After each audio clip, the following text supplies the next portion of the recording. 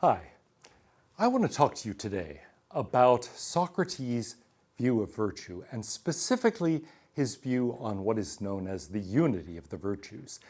Socrates, as I mentioned last time, does not articulate or defend any particular view. But if you look at his criticisms of other people's views, and if you realize that some of the views that appear at the end of dialogues are actually those held, according to Aristotle, by the historical Socrates, you start realizing that what's going on here is not just Plato depicting Socrates and championing his views, but actually subtly undermining them at the end, because it's really a Socratic view that Socrates begins raising questions about. That occurs in the Laches, it occurs in the Charmides, and the Republic, and a variety of other works. So I want to focus on what seems to be the underlying Socratic view. It's something we can guess from the various things said by participants in the dialogues, but it's also something, and by the way, not a variety of dialogues, not just the Laches, but the Charmides and a variety of others, especially the Protagoras, which I'll talk about at the end here. But in addition to that, we can get the testimony of Aristotle, who says this is Socrates' view. And so we have at least some degree of confidence about what the historical figure Socrates in fact thought. So Socrates, I feel fairly confident in saying, championed a doctrine of the unity of the virtues. Well, what exactly does that mean? It's not an obvious question to answer. It's not entirely clear, partly because he never does really articulate it or defend it. So we're going to look at a variety of different interpretations of this. I think there is one that is pretty clearly what he had in mind, but a lot of what he says is compatible with some of the other views too. So let's take a look at how this develops. We talked last time about Socrates' general view of ethics and his criticism of various definitions of courage, of standing and fighting and not running away, of courage being a wise endurance of the soul, and finally, near the end, knowing what inspires fear or confidence. This is one Nicias puts forward, and it seems actually in the end to be Socrates' own historical position. Well, we examined that and we started thinking about false negatives and false positives. Are there cases of courage that don't involve knowledge of what inspires fear or confidence? Are there cases of knowing what inspires fear or confidence that are not cases of courage? And we said, well, here's a starting point. It looks like if you act without thinking, doing something impulsively, instinctively, quickly, without really thinking about it, yet that's not based on knowledge, so tossing yourself on that grenade thrown into the foxhole, heroic action, certainly a courageous action, but it's hard to say that it involves a knowledge of any kind. It doesn't seem to even involve a belief or thought of any kind. Conversely, it looks as if there can be false positives. Cases where I know what inspires fear or confidence, I know what to fear and not to fear, but I run away. I end up acting in a cowardly fashion. I've got the internal state of mind right, but I don't have the external right. And so it would appear that we have a problem. But that is not how Socrates himself objects to this in the dialogue. Socrates says, well, look, here's the problem with that definition. If this is right, then courage isn't just a part of virtue, as we agreed, it's all of virtue. Remember at the beginning of the Laches, the question is, what is virtue? How do we raise our children and educate them to make them good people? And Socrates says, you're asking really what it is to be virtuous. To know how to get there, we have to know what it is, what our target is. And let's take just a little part of that. Courage, it's only a part of virtue, right? Yeah. But now it turns out, wait a minute, it's going to be all of virtue. Now that's a surprising thing to say. Why does he think so? Well, here's the reason. Fear and confidence are directed at the future. So knowing the grounds of fear and confidence depends on knowing about things that are going to be good and evil, good and bad in the future. But wait a minute, knowing about what's good and evil, good and bad in the future, or what would be good or bad, in other words, well, that's just knowing good and evil. That's just knowing what would be good, what would be bad. That's just knowing the difference between good and bad in general. So in other words, courage, he says, is just knowing good and evil.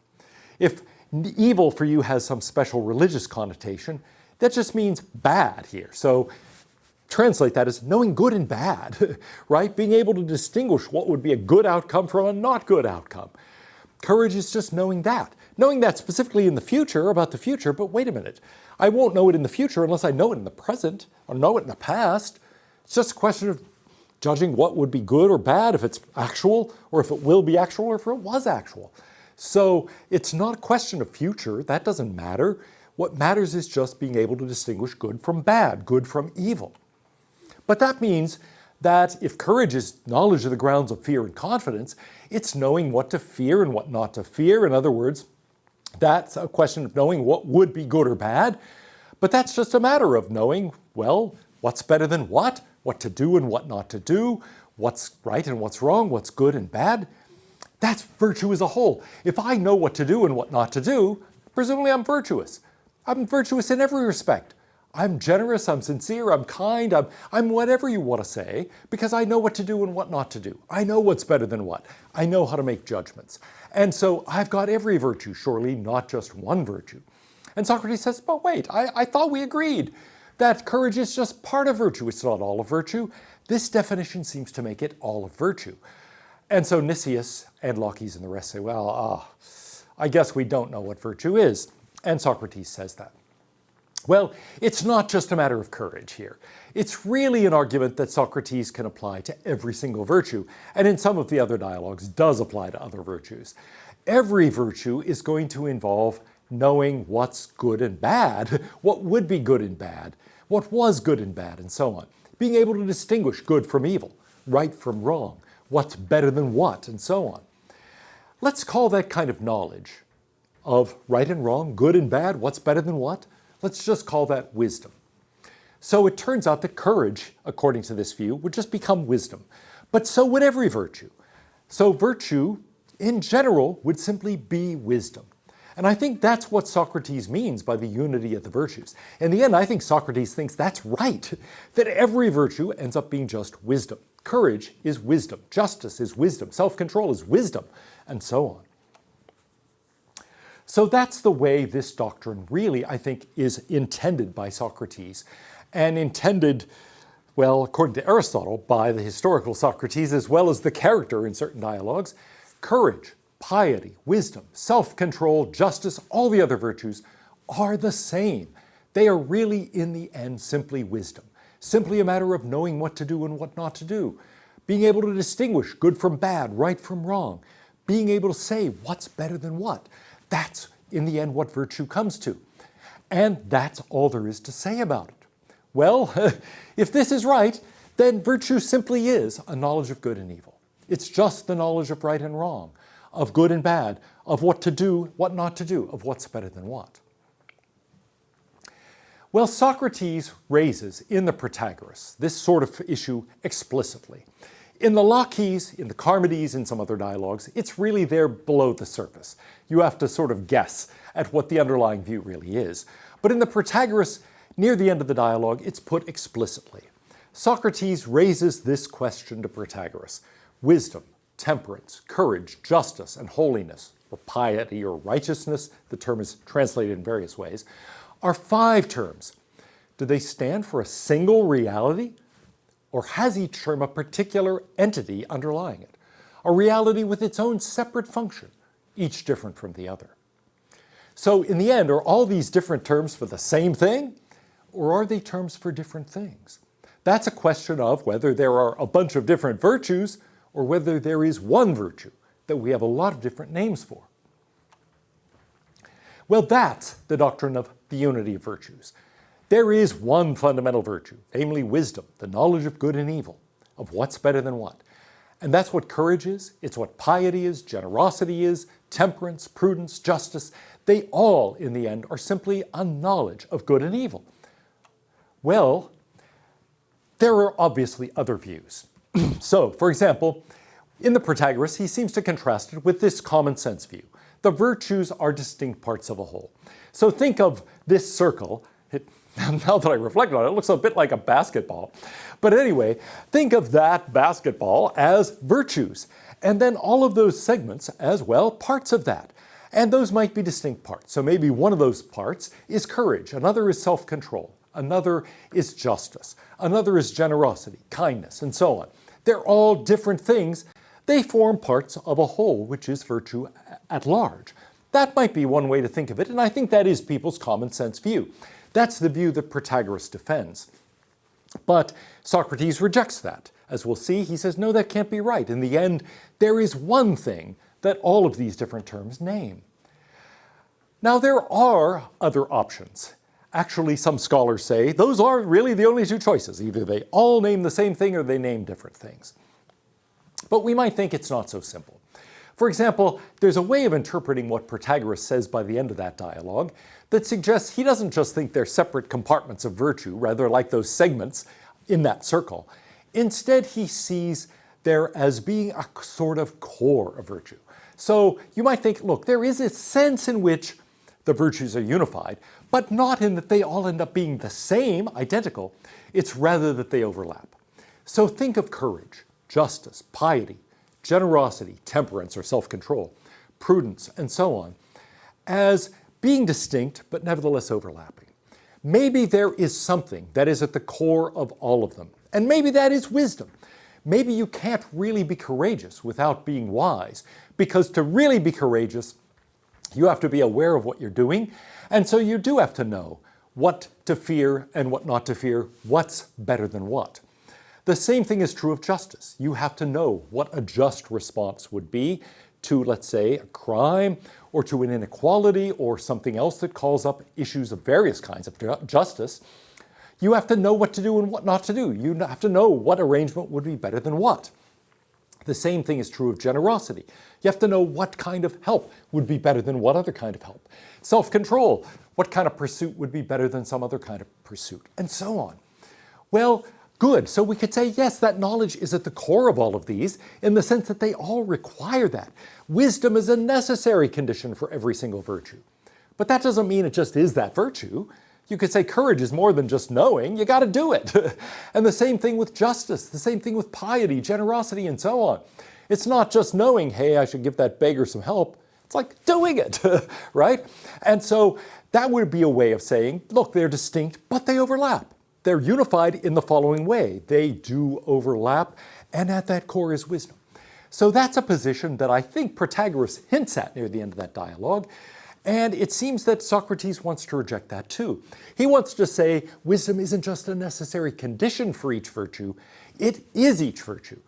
It is a sufficient condition, if you want to think of it that way, not just a necessary condition for each virtue. Protagoras does give a kind of argument. And I think it's worth looking at that argument for his position that they are not the same. He says, look, here's what it comes down to, Socrates. You can find many people who are unjust, unholy, intemperate, ignorant, but outstandingly courageous. You could be very brave, but unjust, or unholy, or lack generosity, lack self-control, and so on. And it doesn't seem that hard to imagine people who have one of these virtues without another. Maybe they're courageous without being generous. Maybe they're generous without being courageous, and so on. It looks like these are distinct things, and intuitively, indeed, if you talk to people and say, can you have one virtue without another? Could you be generous but not very honest, for example? Intuitively, say, well, yeah, I can imagine a generous liar. I can imagine a truthful, stingy person. I don't see how these are the same thing. It looks like they can come apart, and in fact, they come apart all the time. There are people I admire for certain characteristics, but I don't like other aspects of their personality at all. I think, yeah, they have this virtue, they lack that one. And so all of those ways of looking at things say, these are different things. You can have one virtue without having all of them. You can have, and in fact, excel at some virtues without excelling at others. And that's a plausible view. Well, Socrates responds to that with an argument. And the argument is a bit subtle. So I want to go through it in a little bit detail. Here is his idea. The root of Socrates' response, which goes on for several pages and can be a little hard to follow. But here's the key point. Nobody willingly meets or accepts what he thinks evil. So Socrates says, look, I think everybody does what they think of as good. Nobody does what they think of as bad. Nobody accepts it. Nobody meets it, nobody does it. They do things because they think that's the right thing to do. What does it mean? Well, if anybody does what is evil, what is cowardly or intemperate or unjust and so on, it's because they don't think it's the wrong thing to do. So if you do the wrong thing, it's surely not because you think it's the wrong thing to do. You think you're doing the right thing. We all think we're living the right way. We all think we're doing the right thing. But look, some people aren't doing the right thing. So they're doing the wrong thing, but they don't think it's wrong. What does that tell us? They don't know what's right and what's wrong. They lack knowledge of good and evil. They ought to know that this is better than that, but actually they don't know it. They choose the thing that is less good. Well, nobody's willingly going to choose the thing that is less good. And so if they choose the thing that's less good, that means they don't know what's better than what. They don't know that it's the less good thing. They think it's better. They're wrong. They lack knowledge. So what follows from that? If you have wisdom, you'll do the right thing. If you do the wrong thing, it's because you lack that knowledge. It's because you lack wisdom. So if you have wisdom, conversely, you'll do the right thing. If you have wisdom, in other words, you're going to be courageous. You're going to be generous. You're going to have self-control. You are going to be just. You will have each and every one of the virtues. So it's not enough to say, hey, wisdom is the core of all these virtues. They're all distinct, but they all overlap on wisdom. Socrates says, no. If you've got wisdom, then you will actually have courage. You will have generosity. You will have kindness and justice and self-control. And why? Because you'll never knowingly choose the wrong thing. If you choose the wrong thing, it's because you thought it was the right thing. Lack knowledge, lack wisdom. And so all failures to be virtuous are matters of ignorance. Ignorance of right and wrong, of what's better than what. And so it involves a lack of wisdom. So if you have wisdom, you'll have every other virtue. Well, that's a surprising conclusion. And so at first glance, you might think, that's rather odd. Now, some scholars think, here's the right picture. Unity of the virtues just means, well, yes, there are distinct virtues we talk about, but wisdom plays a special role. They're actually all connected. So that if you have one, then you have another. Why? Because if you have that one, you have wisdom. And if you have that wisdom, you have others. And so, yes, they're distinct things. We don't in the end say piety and self-control and generosity and kindness and courage are all exactly the same thing, but they're all so intimately related to wisdom that you can't have them without being wise. And if you are wise, you will have them. So that's a way of trying to have your cake and eat it too. Say these are different, but they're all so intimately connected that they all go together. You might think, well, doesn't that make them the same? Typically the picture is no. It's more like color concepts, right? I mean, to understand the difference between red and black and white and blue and green and yellow, you've got to kind of have the whole set of colors. Or at least all of whatever set your language gives you access to. You kind of learn those together. And so it's the same with virtue. We learn to distinguish kindness from justice, from piety, from generosity, from courage, and so on, in something like the way we distinguish colors. But really, in the end, we learn the whole set at once. So maybe virtue is like that. There's another way in which we might interpret it. We could say, here's another picture.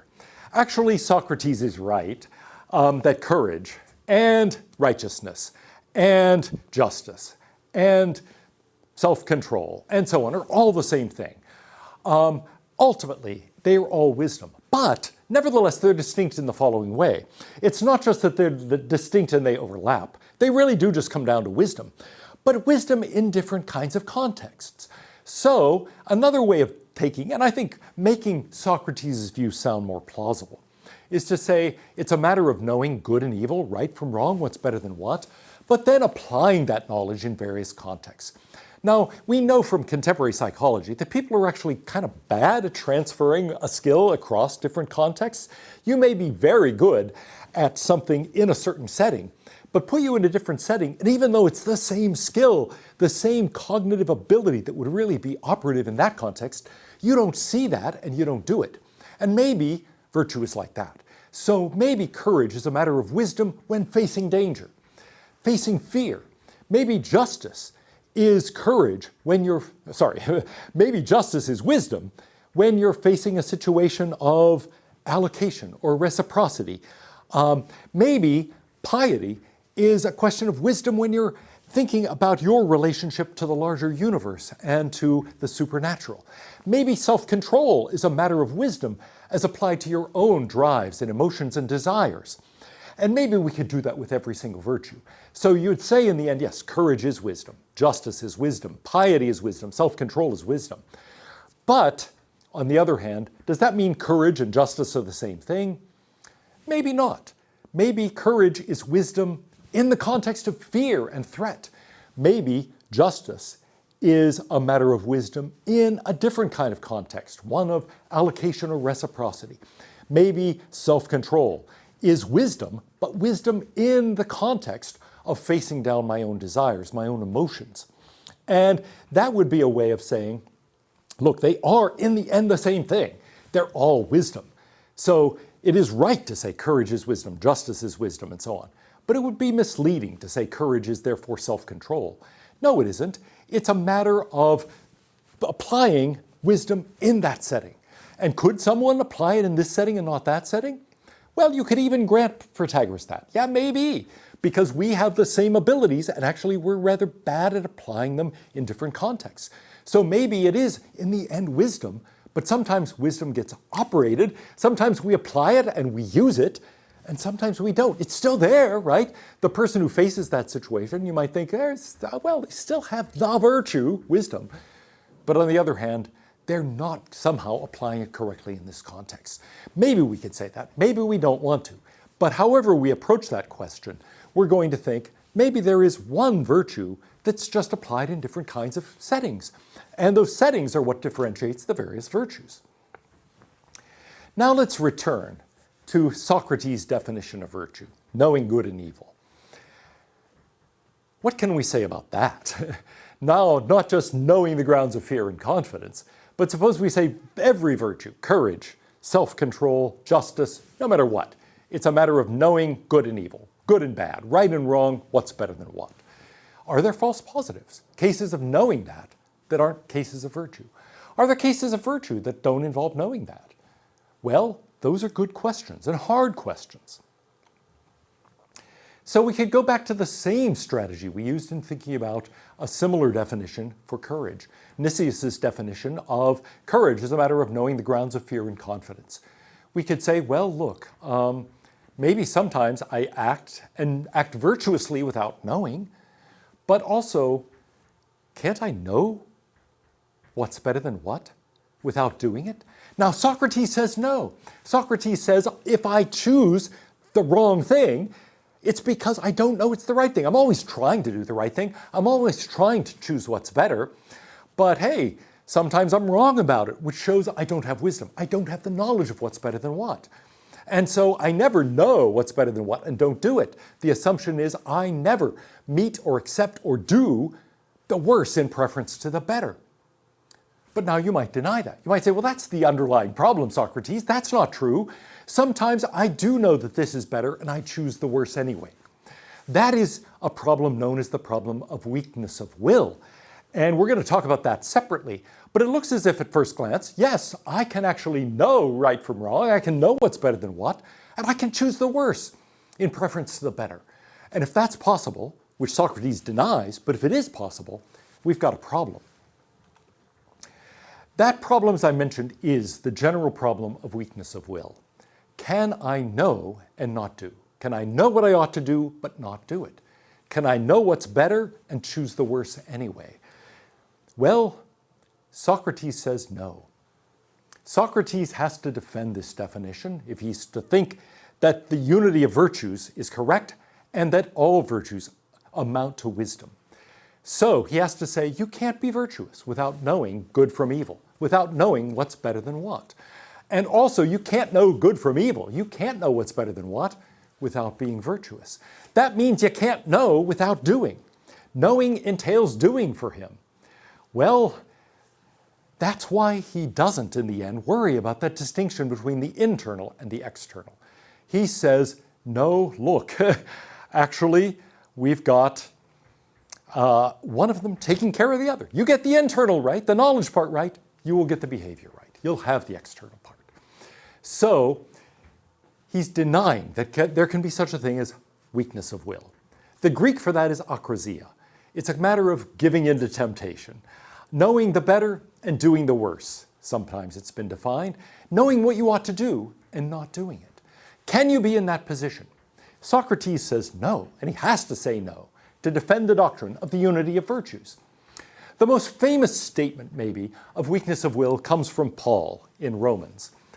I don't understand my own actions, says Paul. I don't do what I want. I do the very thing I hate. I can will what's right, but I can't do it. For I don't do the good I want, but the evil I don't want is what I do. Paul is saying, look, I know what's better than what. I know what I ought to be doing. I know the right thing to do, and yet I can't bring myself to do it. I end up being a stranger to myself because I don't understand it. Why do I do the wrong thing? I know what's right, and I don't do it. That's the problem of weakness of will. Well, Socrates says it's impossible. Can't be done. Now, it sure feels like it can be done, so why does he think that? He says, well, weakness of will would mean knowing and not doing. Knowing the better, choosing the worse. He says nobody does that, okay? And we certainly don't want to say the person who does the worse, who stands at his post and then runs away as soon as danger appears. Yeah, that person is not courageous, so we don't want to ascribe virtue to them without the behavior. Socrates says, if you don't behave the right way, it's because you don't know to behave the right way. You're choosing the wrong thing because you don't know the right thing. Well, that's a little counterintuitive. But he gives us a defense of it. He says, look, vice is ignorance. It's always making a mistake about what's better than what. Why do I think so?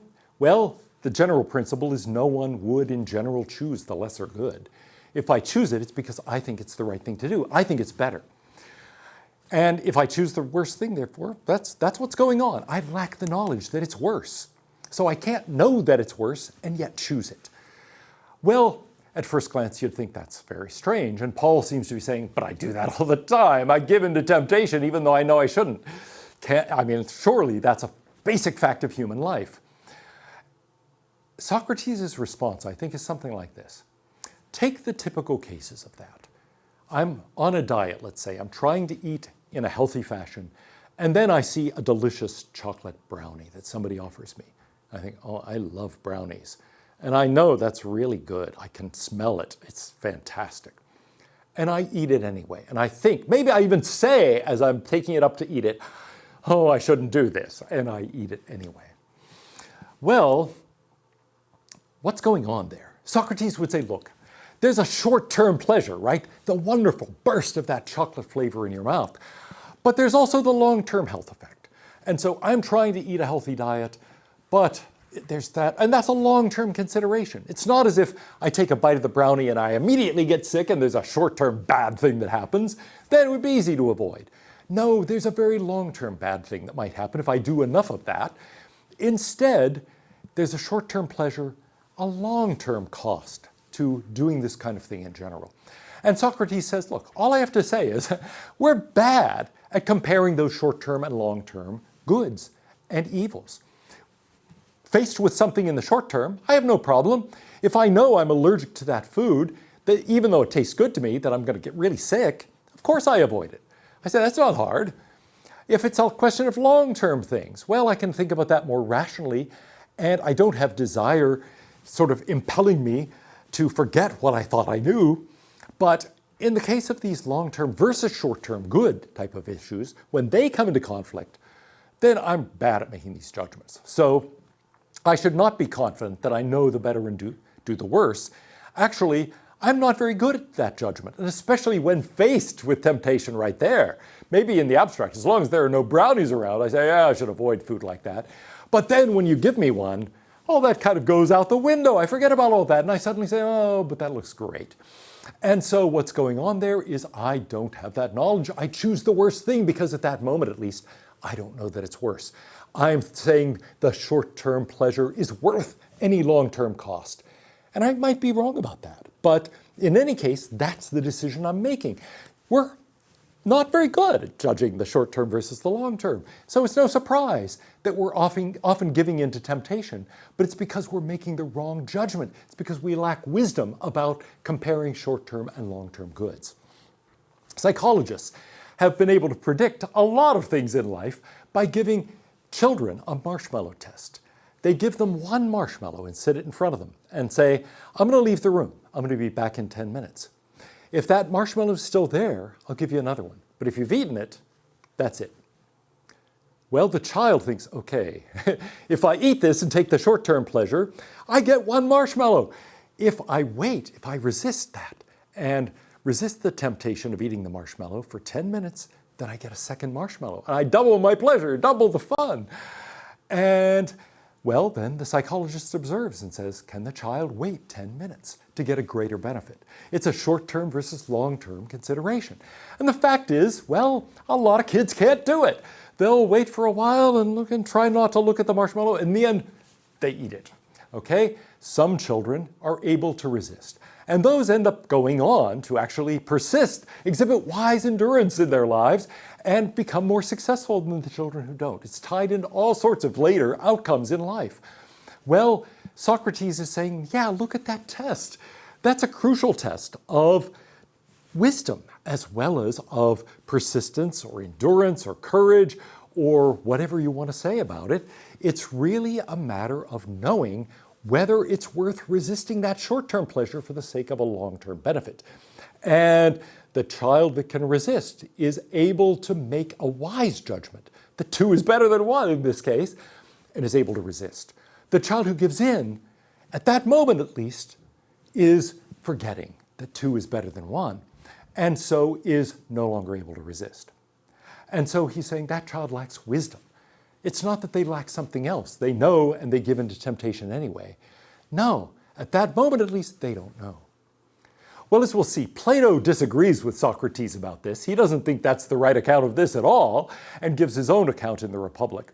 But Socrates at least thinks all things that look like violations, that look like counterexamples to this definition of virtue, as knowing right from wrong, knowing good and evil, knowing what to do and what not to do, or what's better than what, all of those based on weakness of will are based on a mistake. It's a question of long-term, short-term goods, and we make lots of mistakes in evaluating those. So, how can we do better? How can we do better in defining courage or defining virtue if we don't like what Socrates ends up saying here? Maybe we do, and we embrace the unity of virtues. We think it's all wisdom in the end. But what if we don't? Well, we could say go back to the example of courage. Standing, fighting, not running away. Those are external behavioral criteria. A wise endurance of the soul and knowing the grounds of fear and confidence, those are purely internal. The problem that weakness of will brings out is that we need both the internal, the knowledge, let's say, but also the external. We need the behavior as well. We need both. You have to know that this is the right thing, and you have to do the right thing. So, we need both external and internal. So if we ask, how would you define courage? Or how would you define self-control? Or justice? Or piety? Or a variety of other things? There better be two parts, an external part and an internal part. You better do the right thing, but for the right reason. And that's the key. So when I've asked students this, most recently the class said, here's the definition. Acting, that's the external part. Despite fear, that's the internal part. I feel fear internally, and I do something despite that fear. I overcome that fear in my action. That's the external part. Well, does that have false negatives or false positives? Are there cases of courage that don't involve acting despite fear? Let's say where there's no fear or there's no action. Are there cases of acting despite fear that are not cases of courage? Well, I leave that as an exercise for the viewer. But here's the key point I want to make. It looks like if we're not to go Socrates' unity of the virtues route, in the end every virtue is just wisdom, then we're going to say there had better be an external and an internal component. There has to be the action part and the right reason part.